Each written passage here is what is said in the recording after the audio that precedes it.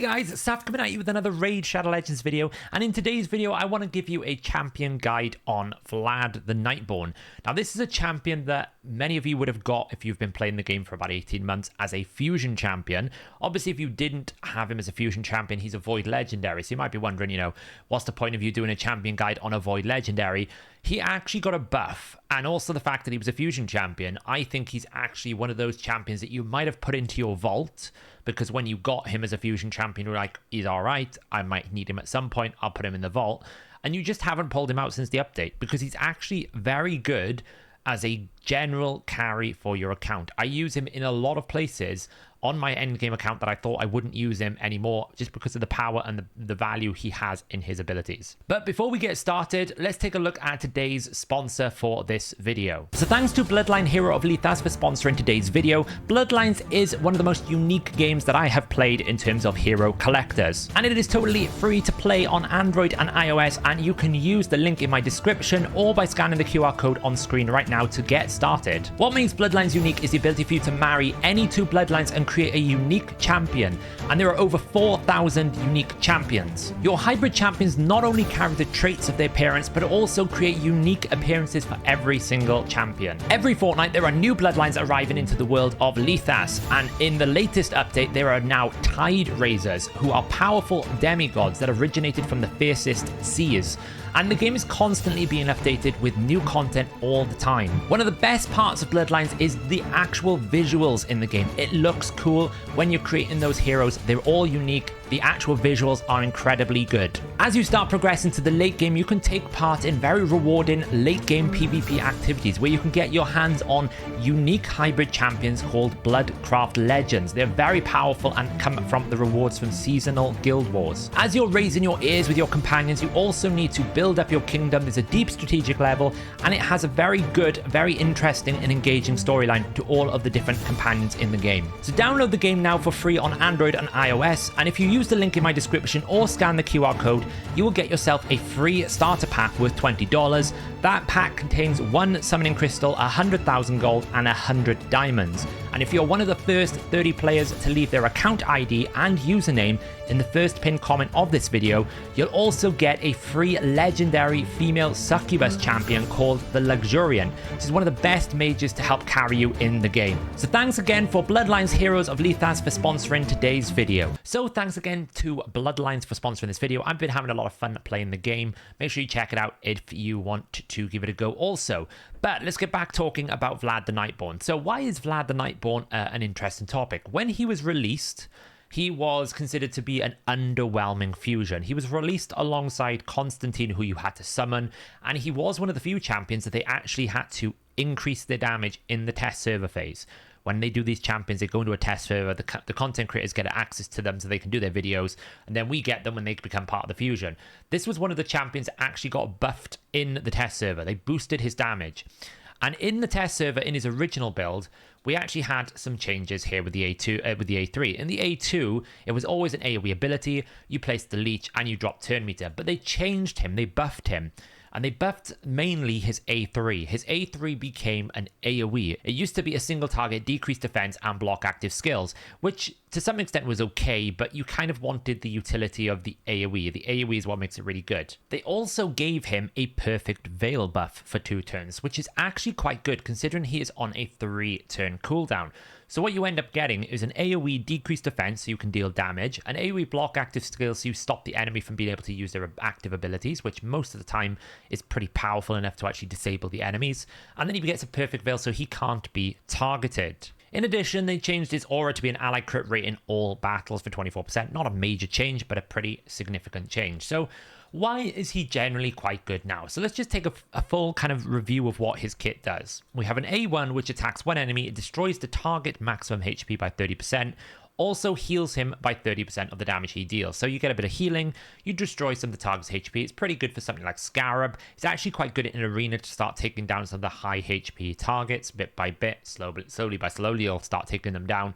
And it's just a decent A1 for just generally those sorts of things. The A2 is actually an incredibly powerful ability. There's not many champions in the game that has this much strength in one ability. He attacks all enemies, has a 100% chance when you book him to place Leech for 2 turns, And then he also has a 75% chance of stealing 50% of the target's turn meter from champions from the Bannerlord's Sacred Order or High Elf. So you need the accuracy, but if you have the accuracy, you can steal it. It's particularly good into the old Arbiter Lysandra combos. It's particularly good into like Taras Marichka. It's particularly good into those scenarios because you only have to steal 2 targets. If you steal 2 targets, you're going to get 100% turn meter back, which is actually quite a lot. If it's not one of those factions, he will just decrease them. So you're always getting something. You're either going to get a steal or you're going to get a 50% decrease on an AoE level. And this is on a 3-turn cooldown. So a 50% decrease turn meter on a 3-turn cooldown is a very powerful ability. On its own, it's a powerful ability. He's also Void, so he doesn't have to worry about affinity issues. Very powerful. Then we have the A3 that we've been talking about. It's now a 3-turn cooldown also. A 100% chance when booked of decreased defense, block active skills, and he gets a perfect skill. Now, obviously, he is meant to work alongside Constantine, and he doesn't need Constantine, but he becomes much more powerful with Constantine. So if there's no Constantine, he will place Revive on death whenever he kills someone, which is great, because it means you don't need a Reviver. If he's with Constantine, he will actually fully heal when he kills someone, and he gains 50% turn meter. So you can start seeing he steals turn meter, he drops turn meter. If he kills someone with Constantine, he gains turn meter. When they're paired together, he's a very, very powerful rotational champion. Now, I've chosen to put a Life Harvest blessing on him because I have a High Awakened Vlad. Now, if I didn't have a High Awakened Vlad, I probably would be looking at something else. But when you start pairing the fact that he can steal turn meter, when he starts actually using his passive, I actually use him a lot with Constantine.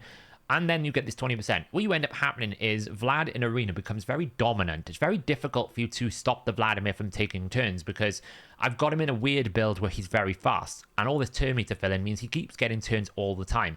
And eventually, if they keep reviving their champions, they'll revive them to the state of oblivion because this will go all the way down to 60%. And then I can just repeat them. Because he's a double AoE on a 3-turn cooldown with Cycle of Revenge, what ends up happening, or Cycle of Violence, what ends up happening is they revive, I have another AoE ability, I instantly kill them. They revive again, I have another AoE, and you just end up you never can get the champion back alive when he's doing this. That's particularly with Life Harvest. You could go a different route like Lightning Cage if you just wanted damage. He is in a weird build for me here. So I've currently got him in Savage. So I've got him in a damage build, but you can see I've put a little bit of accuracy, 251 speed, and I've got him at 6k attack and 195% crit damage. I haven't really started looking at Ascension in terms of gear. That could be an area of improvement. We can get some accuracy, we can get some crit damage, we can get some damage to basically supplement his damage output. In terms of masteries, we've kind of gone damage masteries because we just want to ignore as much defense as we can. I use him as a secondary hybrid nuke utility alongside my Constantine, right? So we have Constantine here. He's set up in full nuke. He's a much slower full nuke, 7.2k, 284%. I don't really know why Constantine has such a low base attack. He does. And obviously, Constantine benefits from Vlad. So when Vlad is on the team, Constantine will block revive everyone. When Vlad is not on the team, Constantine will only block revive Undead Horde, Demon Spawn, and Night Revenant. So the presence of the two together actually make each other incredibly strong, but they both are incredibly strong without it. So let me just give you a bit of a showcase of how I'm using Vlad at the moment. He is in my hard climbing Doom Tower team. So he's in this team here. We've got Oella that basically just stabilizes the team, gives us increased resistance so we can always get a turn, heals us, those sorts of things. Romantu is just there to basically deal with like the Cupidus waves or the Mortu waves, because they generally will counter this team quite hard. And then Uko is here to just keep the buff stripping clear and also give us a speed aura. I'm entertaining changing Uko out for someone else. We'll see how it goes, but at the moment this is the team. And then we're just using Constantine and Vlad for the wave clear. So you'll see, I mean, this is only floor 49, so it's not the highest, but it's still hard. You'll see quite quickly how he is able to just lock out all the enemies. And what he's actually doing when he does this is he gives Constantine ignore defense. So Constantine on his A2 will ignore 10% defense for every decreased defense, leech, and block active skills. So essentially, all of Vlad's kit enables Constantine to have 30% ignore defense. So you can see here, we're just basically power cycling. But because he's built in such a hybrid fast team, he's able to get back round to his abilities quite quickly. And then we'll be able to lock out this team here. Doesn't really matter if they die because we're just going to lock these out. And then you'll start seeing his turn meter going absolutely crazy here when he starts getting a kill. When he starts killing people, his turn meter will go nuts. There we go. Gets pretty much a full turn meter back because Constantine, another, you can see, is quickly cycling back round. So obviously this is with Constantine on his own. I'll run him without Constantine in a second so you can see it actually is just as good in terms of a carry potential. He's obviously doing this without increased attack, so the damage is a bit lower. But you can see, like, he's pretty good at stopping the enemy from taking a turn, and that's kind of like what you want him to do. You want him to disable the enemy. So we can run this here now. We can take out Constantine. Maybe we throw in, let's just say, another wave clearer. So let's just throw in Ghostborn here. It'll give us increased attack, gives us another decreased defense. We can see how good he is as just a raw damage dealer in this build. So, you know, we'll just see how much better this can clear. Constantine was doing a fair bit of the damage before, but you'll probably see now we won't get as much turn meter control, but he still has the ability to cannon these champions out. These are, you know, it's floor 49, but they're still pretty hefty, you know, defenses. And because we get 3 turn cooldowns, you can see he's actually doing a substantial amount of turn meter control for this Doom Tower wave. We're still getting hit with some abilities. That's to be expected because we can't control everything. But we are actually disabling a lot of their abilities as well. So we are just cycling through here. We'll see how much difference in terms of time it will be with the Constantine. Again, we're getting those block, the revive on deaths. So we always have a backup revive because he's constantly killing someone. He doesn't need Constantine for that revive on death. We lock him out again. And we're just cycling back through. Uko's there just to basically provide some stability. And you can see the turn meter control into that. Because there was compatible factions here, because we had the sacred, with 2 sacred orders, he got 100% turn meter steal. He didn't just drop it, he stole it, which makes it much better. So you can see it's actually faster than when I used Constantine because we had increased attack. And he was able to fully clear that, not a problem, in what I would say is a hybrid build. So that's kind of like where I'm using him. Now you can use him a little bit on Ice Golem, where with Constantine, you can set up the Constantine to block revive. We did playtest that a little bit, but we just found it was a bit too slow, and I think Artak is generally better at it. The other main area I have been using him in is Arena. It is very, very strong, particularly Live Arena, where we can probably sneak in a quick battle here, just quickly, see if we don't get banned. It's always difficult when you do a video recording of Live Arena, and then you basically play it and they ban you Vladimir, the one that you're trying to showcase. We did this with the Uko, and I learned my lesson to always try to pre-record it. But in this instance, we're just going to do a quick one because we only had 3 minutes left. We're fighting someone called Rip Void. Rip Void. So normally what my usual team will be something like this. We will offer up the Vladimir. Normally they will either take out the Nekret or they will take out the Uko. That is what we're looking for here. So we're setting up the Constantine. The Vladimir here is designed to set up the Constantine more than the Vladimir on his own. But because he's built in this hybrid Life Harvest build, even if they take out the Constantine, we still have a pretty good chance. Like, I'm going to offer up the Wukong that I'm building at the moment. We'll double one of these. Honestly, I'm just going to take out the Jorgid because I'm not too worried about the Ronda. We're going to use the Sun Wukong. I'm surprised nobody's banning the Sun Wukong right now. He's really, really strong. Kind of crazy. Maybe it's only because it's first day. But we will go first because it's the Sun Wukong, and we can basically just make sure that Ronda doesn't get a turn. He does weak hit. Of course he does. Thank you, Mr. Wukong. Hopefully we get a turn. I don't think we will, though, because it's going to be a double boost into a bomb and we don't have a cleanse. But we do have Nekret protecting Constantine. So even if Vladimir dies here, it's not really a major problem because Vladimir is going to still allow Constantine to take a turn. Okay, so Vladimir here, although we're not showcasing Vladimir, it's still going to allow this block revive because Vladimir is in the team. So he's actually made my Constantine incredibly strong here. I've pretty much won this contest now because there's no way that they're going to stop my Constantine just one-shotting. Kind of not a very good play test for Vlad. Let's take him into the classic arena a little bit and let's see if we can find another similar team that we can try and basically beat out here. Let's take it into this team here. Again, let's just take out the Wukong. Let's put it into the team that I would normally build, which would be something like this. Again, we're using the Void Brothers specifically. But what he's actually in here for is this hybrid build where we can go, okay, well, I want to make sure that they can't take a turn, so I'll steal a bit of turn meter, drop the turn meter down to interrupt them. Kind of annoying that Uko stole, or had stones, gonna guess it didn't steal it. We can obviously take out this dude here. Again, block revive makes it really good. There's that life harvest triggering. The life harvest will work even if the ally is block revived. You'll get that turn meter back because it's so strong. Now we can start locking them out. So you can see, like, you don't need an awful lot of accuracy to land your debuffs. It is a bit of a risk with Polymorph, but if you can avoid that risk, you're okay. And he's basically enabling my win condition, but he is part of the solution. Now, you can get away with not having Constantine, but you would probably need more damage. I don't think his damage is significant enough in this build to be able to do the job. But the Life Harvest is pretty strong against a heavy revive team. I don't really think we can find them. Arena Reset has just happened, so it's actually very difficult to find sort of competitive teams to play test against, which is, it's quite frustrating. Sometimes we can find something in here that's got a very hefty reviver. We want like a heavy revive team to kind of showcase why I've chosen Life Harvest particularly. Normally you want something like a Duchess Siphi combo.